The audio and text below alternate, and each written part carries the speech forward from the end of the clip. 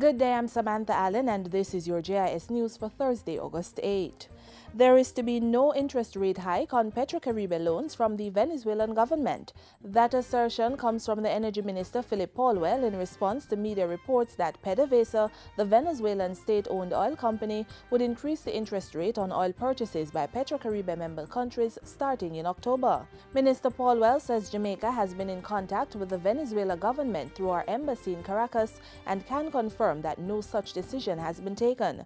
Jamaica was one of the original signatories to the 2005 PETROCARIBE initiative, under which member states are allowed a deferred financing mechanism for the purchase of petroleum products.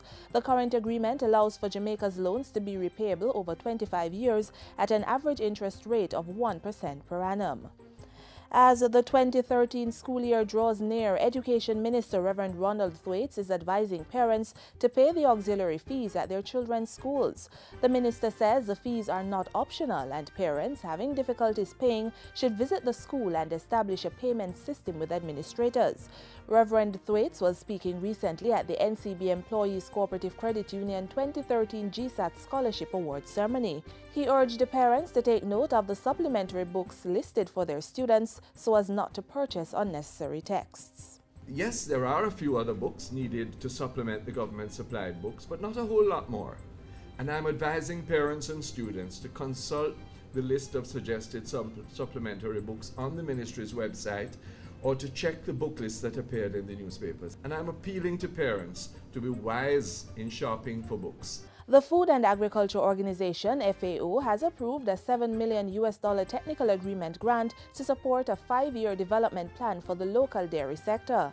Agriculture and Fisheries Minister Roger Clark says the 5-year plan will include improvement in breed and pasture management. It is among a number of initiatives to revive the country's dairy industry. Other efforts to resuscitate the dairy industry include concessionary loans to dairy farmers for animal acquisition and pasture development at an interest rate of 5%. Loan ceiling of $2.5 million to individuals and $5 million for corporate entities. The Agriculture Minister says that to date, 53 individual farmers and corporate entities have taken up loans totaling $84.5 million. The Victoria Jubilee Hospital has received medical equipment valued at $3 million from the Rotary Club of Ligonier Plains. The donated equipment includes 42 pulse oximeters and 14 patient monitors. Chairman of the Southeast Regional Health Authority, Littleton Shirley, expressed appreciation to the club for its donation at the handing over ceremony held at the hospital on Wednesday. The government alone, with all their good intention, and for all the good things that has been done over the years to maintain this institution, can't do it alone. And therefore, when we have partners like the Rotary and other philanthropic organizations or groups who come and give so meaningfully, we want to thank you, we want to recognize your efforts, we want to let you know that your work has not gone down in vain. Information Minister Senator Sandria Faulkner is calling on the private sector and civil society to confront the gender challenge by developing and implementing programs that promote gender equality in workplaces. Gender-sensitive perspectives at the workplace can help companies recruit and retain the best employees, make the best use of human resources, improve productivity and competitiveness, as well as the public image of the organization. The minister was addressing a recent gender summit for private sector and civil society organizations.